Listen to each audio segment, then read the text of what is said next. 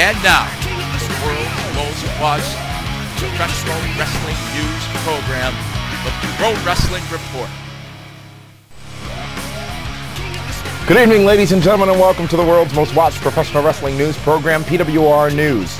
Pro wrestling loses another legend. Jeff Hardy loses his home.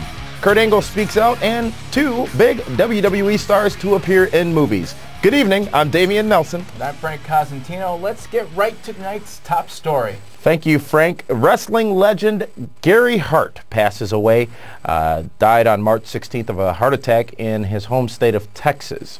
He was 66 years old, born in Chicago, and actually got his start, Frank, here in the Milwaukee area and the Chicago area in the 1950s as a professional wrestler. He was credited with the success of world-class championship wrestling, specifically the angle between the Von Erichs and the Freebirds, which went for a number of years and defined that company. And if you have not seen that feud or the details of that feud or heard Gary Hart speak, the WWE DVD, the World Class Championship Wrestling DVD, was an amazing video to watch. Now, Frank, Gary Hart is somebody who we have been familiar with for a number of years, a man who was one of the top 3 wrestling managers ever. Many would say right up there with Bobby Heenan and James E. Cornette. Your thoughts and your memories of Gary Hart? Yeah, it's a sad loss. It's and for those of you that do remember the Freebirds and the Von Erichs, without that and that type of wrestling with the passion that they had and his vision behind that, Gary Hart is going to be missed. Not specifically for that, but for what he contributed to professional wrestling. Just a lot of memories. It's sad for him to go. He was one of the top managers of all time. Not only one of the top managers, but in World Class Championship Wrestling, actually had the book and actually was running the booking of the company for a long number of years.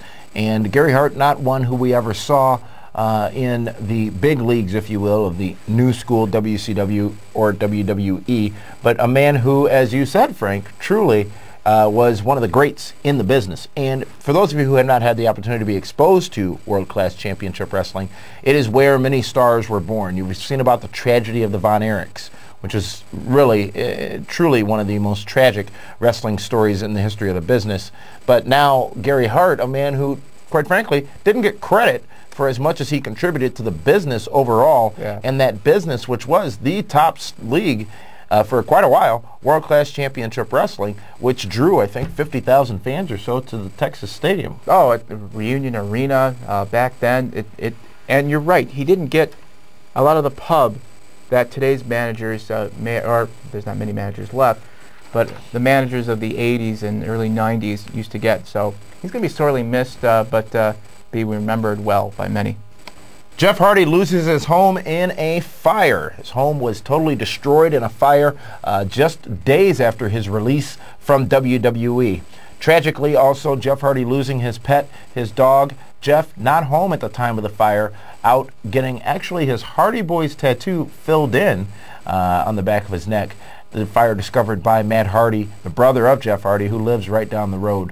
Matt Hardy, who tragically thought that Jeff may have been in the home sleeping along with his girlfriend Beth, luckily found not to be the case at the time. Jeff said to be in a very bad way as a result of this and his suspension from WWE, and of course losing a member of his family, his dog. And Jeff Hardy certainly not having a good month, Frank, as we saw his last match with WWE for quite some time here in Milwaukee at the Bradley Center on the March 10th Raw. But now Jeff Hardy suffering from a true personal tragedy. Yeah, when it rains, it pours for Jeff Hardy. And as we discussed last week, it's unfortunate what happened to him with the WWE. Now this personal tragedy, hopefully it gets better from here on. And he kind of uses this as, well, it can't get any worse now. It's time to turn my life around, and we'll see what happens. But this is pretty tough news. And for those of you who have pets, it's even worse. I maybe some of you out there might think, well, no big deal, but it is a big deal when you lose any kind of pet. So hopefully things will look up for Jeff real soon. More importantly, nobody else was hurt or at home at the time. So. And we talked last week about what this meant for Jeff Hardy, his release. Now you had this fire on top of it, which is truly a huge tragedy. Jeff Hardy really in a big spot in WWE, had this wellness violation, was released, lost his spot in WrestleMania. Will be back in late May or so is the plan at this point. But will this have a substantial impact on the career of Jeff Hardy? Will he still be with it? Can he still be in the game when he comes back to WWE? Depends on who he surrounds himself with. You always look for your support system, which you usually start with your family and friends, and hopefully he has that support system around him saying, hey, Jeff, you know, it could be a heck of a lot worse. You could have lost you know, more than just your home, and you still have your job, which you mentioned May. Barely. Barely, but it's there. He's on the second strike in California. He'd be done. Oh, he'd be done. Well, one more strike. One more strike.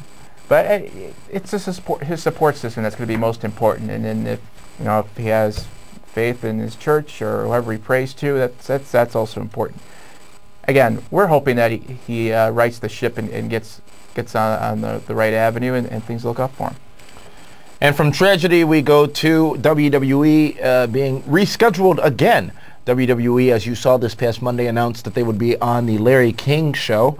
Vince McMahon and many others. That was, somebody forgot, I guess, that it was the 5-year anniversary of our choice of invading Iraq. And that was obviously the top story as Wolf Blitzer hosted the show on Wednesday night. A little bit of egg in WWE's face, Frank, because WWE again making all the noise about being on Larry King and then not happening. It has been rescheduled now to Thursday, March 27th, the night TNA Impact goes live for the first time ever. And what they're trying to do, obviously, it's WrestleMania is coming up. They need all the publicity they can get, and this is good publicity, where hopefully they wouldn't be talking about steroids and Chris Benoit or anything like that. They want to talk about their event coming up, which is the biggest and pro wrestling event out there, which is WrestleMania. But all that's going to come up. Oh, you know, all of yeah, that. Anytime WWE gets in front of the mainstream media who is not familiar with the product and does not follow the product, you're going to hear about Chris Benoit. You're going to hear about steroids. You're going to hear about, probably even Gary Hart. You're going to hear about anything recent that the interns or that the people in the newsroom can pull out that is going to get them ratings and get them controversy. And we've seen Vince McMahon react. Remember his appearance on Bob Costas? Twice. One time was obviously much more spectacular than the other. It was intense. But I think that you will see some prodding of the issues, and you will see WWE continue to throw it back to WrestleMania, WrestleMania, WrestleMania, because that's the only reason they're on. Larry King is, depending if you're a fan or not, is one of the best interviewers in the game because he can phrase the question in a way which become less intense. Better than Barbara Walters? Better? I don't know about that. But he could phrase it in a way, have you guys moved on from Chris Benoit? And of course that's the lead in to Vince McMahon or whoever is asked that question. Yes, we have. It's an unfortunate situation, but we have moved on.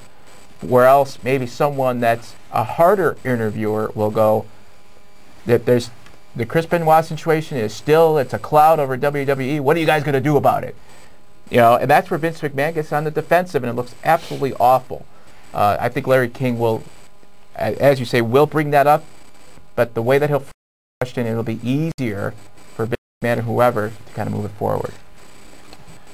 Valid point. Now, is there any concern on the part of a TNA because of this Larry King live going up against the Live Impact? Yeah. There's really? I think so. It's not going to be it's not wrestling. It's not like it's a Raw or a SmackDown or a WWE special. It's simply an appearance on Larry, which will re-air that night. Right. The thing is, fans out there kind of like it when the pro wrestlers are out of their element and they're talking candid. They're not in character. And this is what I've always despised, is when they're on a show like Larry King and they're in character. That's a joke.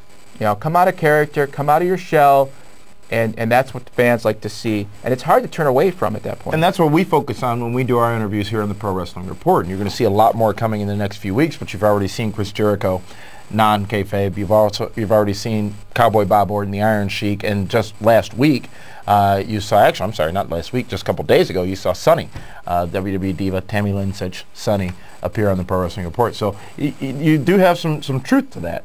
But I don't think this is going to be any kind of challenge to TNA's Live Impact. It won't have much impact, but it'll draw some of the audience away at that point. Dameon, the ratings. Let's speak about the ratings. You're talking about the audiences. Let's talk about them. Yeah, well, WWE is looking for some momentum heading into WrestleMania. Didn't happen, but it's better than nothing. They ended up with a 3.6, which is exactly the same as last week. TNA Impact, 1.12, which is down 0.8 for that week. WWE SmackDown was at 2.6, and ECW up 0.1 to 1.3. It's not bad, but not the... I don't know if that momentum that you're looking for heading into WrestleMania. It hasn't died, thankfully, but I don't know what number they're looking for advertisers, but it's on par, still one of the top 5. Exactly. Still tops on Spike TV, still tops on USA, still doing decent business. You're going to see more of an increase in those ratings as the weeks go closer into WrestleMania. Granted, we've got one Raw between now and WrestleMania, but certainly post-WrestleMania. Remember in 1998, WrestleMania 14, Mike Tyson, it was late April, I think, when the streak of Nitro beating Raw was finally broken, and it was momentum. That momentum may or may not be there. I thought this past week's Raw was a decent show. I thought it told stories it needed to tell. I was a little surprised the McMahon-Flair match, but it really delivered well. That was incredible how they put that together. It's something that obviously not a lot of people knew up until that day. I speculate as to why that match happened. And Wednesday Larry King.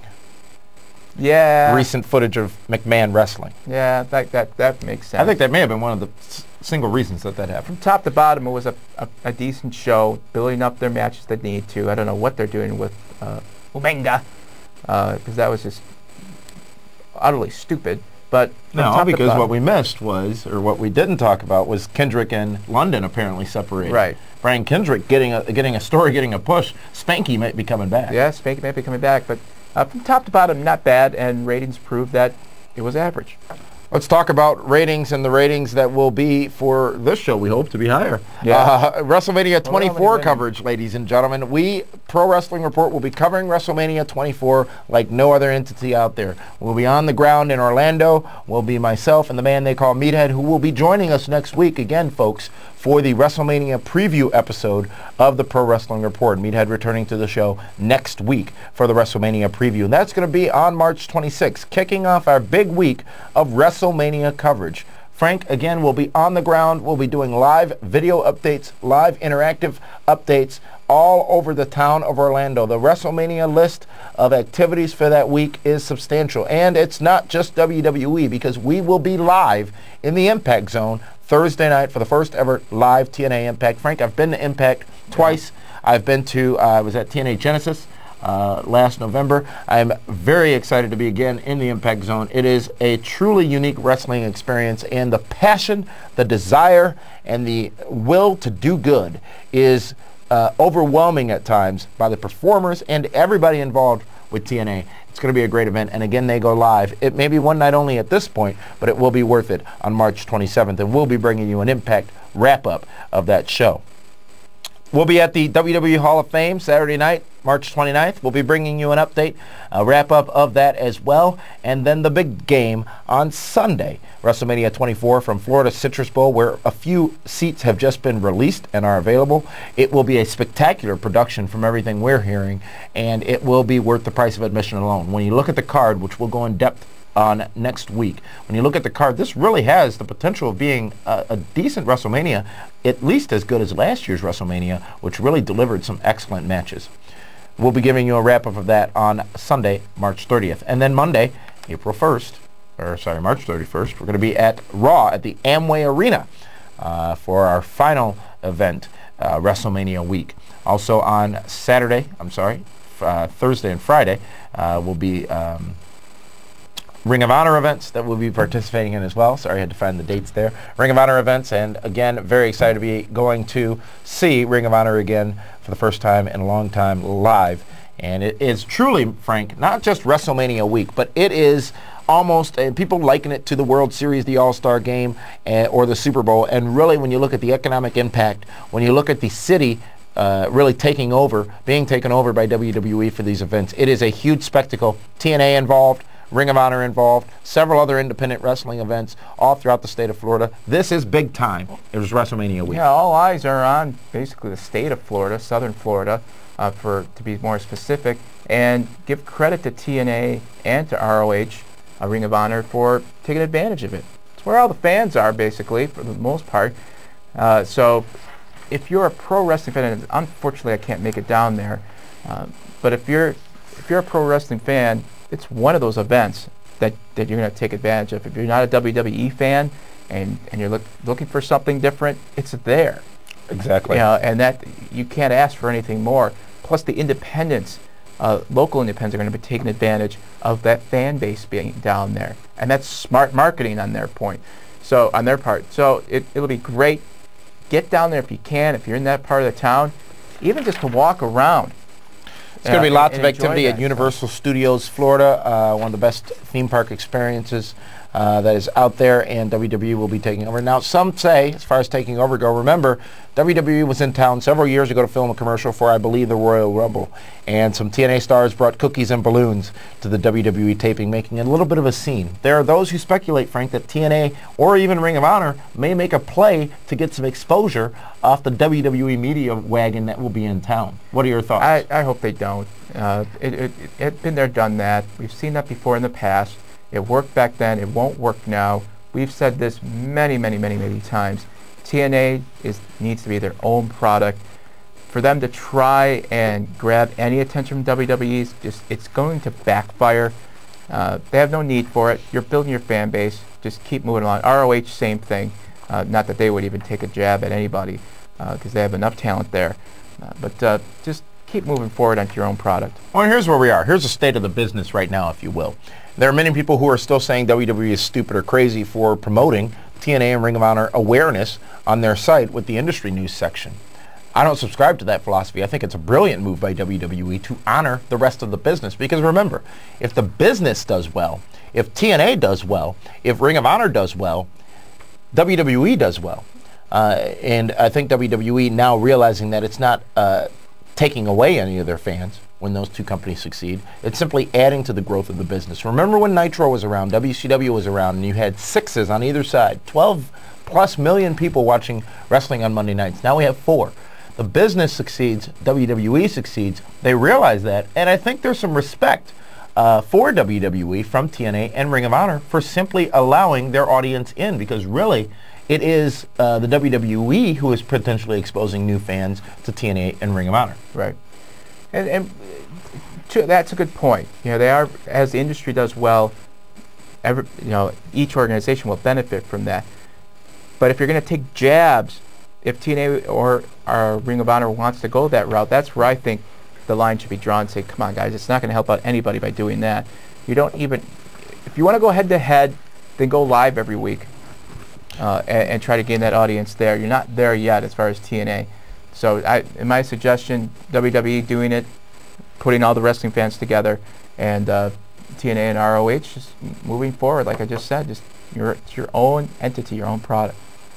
As far as the events that I am looking forward to, and in order, WrestleMania, of course, first, tops, followed by TNA Impact Live. I mean, and then we go to the Hall of Fame and Ring of Honor and the Raw following. But having been at Raw and SmackDown just last week in Milwaukee and Chicago, respectively, sort of old news, those shows, but always fun, of course. And really, it was the first chance to see the new WWE production, and it's pretty intense. And a lot of times I don't think that wrestling organizations get credit. And having been on the production end of many a wrestling event, it is a substantial undertaking to produce those shows and to even put on the crappy shows, if you will. So a lot of times they don't get the credit that they deserve. And remember, like I said, this Citrus Bowl is a dump, folks.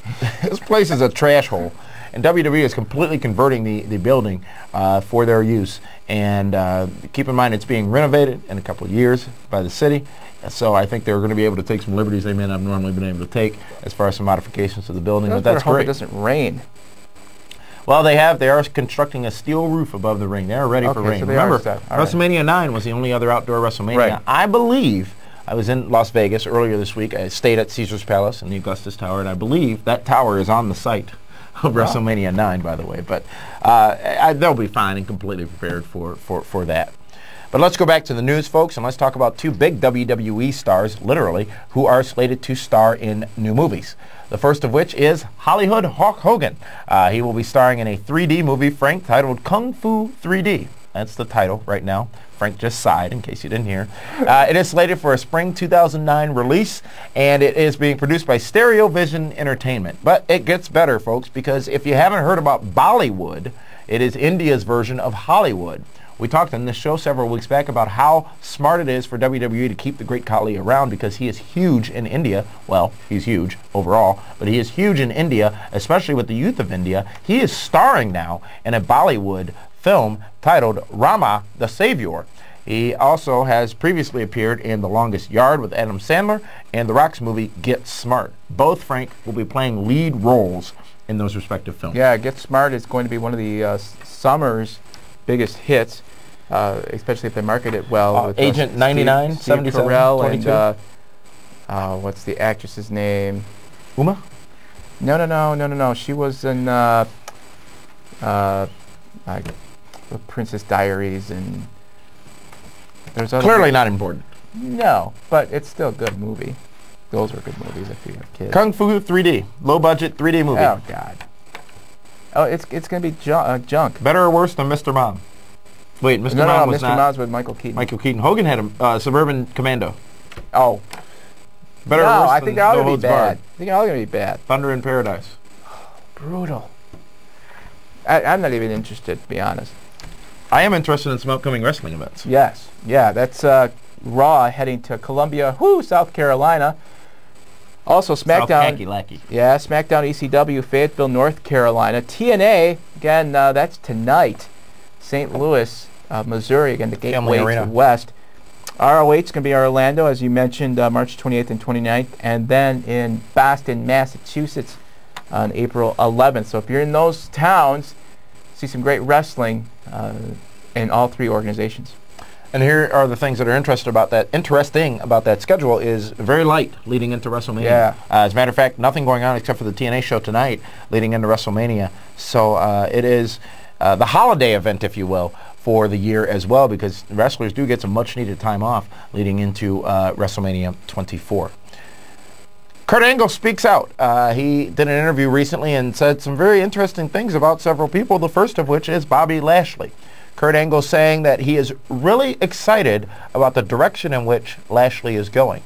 Now, our sources indicate that Bobby Lashley may not be a top choice for the UFC right now because they just brought in Brock Lesnar, and they don't want to have to match the deal that they gave Lesnar to Lashley. And arguably, not sure if Lashley is worth as much or more than Brock Lesnar, but Brock Lesnar has certainly paid off for the UFC.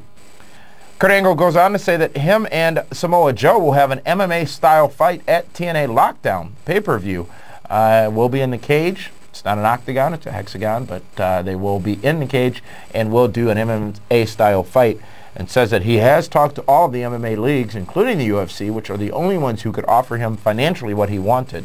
However, they want him to quit professional wrestling in order to participate in the UFC, which he is not willing to do. Lashley potentially going to TNA. We talked about it last week. We really don't know. It's all speculation at this point. Where he's going to head up. But if he does go the UFC route, those guys have been training for months, in years. It's a valid point. Apparently no training thus far. He's previously trained in MMA, but there's not believed that Kurt Angle or Bobby Lashley has been training for a very long period of time. Right. You need a good year under your belt, and just to kind of throw in Bobby Lashley right now, it makes no sense whatsoever. I don't understand it. But maybe wrestling is his way. It's hard to tell what he wants to do with his career, or just get out of the limelight, period, and try something else, maybe insurance or something. Who knows? But would you buy insurance from Bobby Lashley? If he came to your house and said, "I'm Bobby Lashley," I would certainly buy a house from Muhammad Hassan, who I believe is selling real estate. See, that's the direction you head. I believe I could be wrong.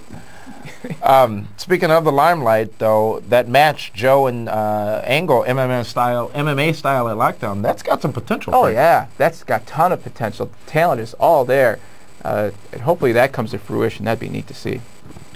Speaking of neat to see, one of Meathead's favorite tag teams, the Motor City Machine Guns, which we will see live on TNA Impact next Thursday, will also be appearing on a Ring of Honor show. Now, this might be surprising to some of our viewers because Ring of Honor had not had the opportunity to use TNA talent as much as they had in the past. Well, it is now found out that TNA simply is not allowing or permitting their talents to appear on Ring of Honor productions, such as video or pay-per-view productions. Makes a lot of sense. But the Motor City Machine Guns coming to the Motor City April 18th, Detroit, Michigan, will be in a Ring of Honor event participating on a card there, and they are going to be taking on Jimmy Jacobs and Tyler Black in what will be an amazing matchup, Ring of Honor April 18th in Detroit, Michigan, side of WrestleMania 23. Yeah, that should be pretty decent. As you mentioned earlier on, how WWE kind of puts everything together on their website. It's fine to put ROH and TNA together. Why not? It's good talent all around. Take advantage of it. Ric Flair is going to be starring in a reality television show. Again, Ric Flair will be starring in a reality television show with other talent such as Smoke and Joe Frazier and Ben Stein. Not sure if you can win his money on that show. However, Ric Flair will be a part of the show called Secret Talents of the Stars. That's going to be on CBS. And Ric Flair's secret talent is salsa dancing. That's a shock. I never knew. Well, he can strut around the ring, so I guess he can do a little salsa, but that's interesting. Let's see how that turns out. I could see him doing it. Well, as long as he's snapping his fingers and going woo, it's going to be worth seeing because Ric Flair is one of the most entertaining talents, and hopefully he's going to have some time. Filming's already done. The show will be debuting on April 8th, and it will be viewer participation, so they will be voting to keep people around. Danny Bonaducci also on the show. Yeah, it's going to be an interesting mix of talents on that show. Speaking of mixes of talents, let's go to our top 3 for this week. Again, the way this works now is we pick a singles competitor, we pick a female competitor, and we pick a tag team group to be on our top 3 for this week. Not to be confused with our non-rotating top 5, which Frank will sometimes allow us to change. My top 3 this week, Frank, Santino Marella for taking the sandwich, for coming back and grabbing the sandwich after shoving Jerry Lawler. I thought he was going to forget it. And then Victoria took a bite out of it also, which was kind of funny. He is comedy gold. Yeah. His ring stuff is not bad either. Oh, exactly. His commentary is perfect. It's a good mix. It was funny stuff. Number 1 in my top 3 this week. And number 2 is who may be injured again. Well, is injured again. Got some x-rays. We don't have the results of those again. But it was great to see her back. And it's great to be able to do it again. I'll try. Candice Michelle. Back on WWE Raw. Folks, in her first match back on TV, almost or may have re-injured her damaged shoulder. So our best wishes go out to Candice Michelle, who deserves a better break than the one she's been getting in WWE. And she is a part of the Bunny Mania at WrestleMania, which is another reason Santino Marella on top this week because of that Snoop Dogg thing. You better save it. When he was producing Snoop. Yeah. And LAX. Folks, the most dominating tag team in the wrestling industry right now. You know what I would love to see is LAX versus the Briscoes. In their prime. No, not Jack and Jerry. Briscoe boys from Ring of Honor. Frank, welcome to the show. Frank just dated himself, ladies and gentlemen. They just had it. Have you seen the ladder match? I've got a match to show you from Ring of Honor. I haven't seen it. Well, you said tag team ladder match. I did, and they are being inducted in the Hall of Fame. It makes sense. I would love to see them like go. My top 3 this week: John Cena as the male wrestler, obviously LAX, and Victoria. I thought she did great in that match and taking the bite of the sandwich. It was funny. Well, and that's what's sort of good about WWE is you wonder why the hell is Jared on Raw? It all paid off just from Santino Marella coming back to grab the sandwich. That's the key, folks. It's not taking it with him, but coming back to grab the sandwich. It must have been a club. I think that's all. Or Sweet Chicken teriyaki. Anyways, let's talk a little bit about some things going on here on the show, folks. We will be bringing you our WrestleMania preview show next week. We will also be bringing you a special, quick excerpt, if you will, a 10-year anniversary retrospective show coming up in the next week as well. And it's all about WrestleMania, folks. For those of you who haven't subscribed yet, make sure you subscribe to PWR Mobile. They were the first people to find out about the Sunny interview that is now available at pwrshow.com in full broadcast quality, so make sure you check it out. And also, we appreciate your feedback on the changes here to the show. They will continue. And we welcome our brand new viewers, of which there are many, to the show, and to those of you who have embraced these changes. So, with that being said, we've got to spend a whole week preparing to deal with Meathead. We'll be back in the studio with two of us for next week's WrestleMania preview, and then a special guest on our 10-year anniversary show for your old school viewers who can appreciate some of the old history here at the Pro Wrestling Report. For the man they call Meathead, and for Frank Cosentino, this is Dameon Nelson signing off for this week's edition of PWR News.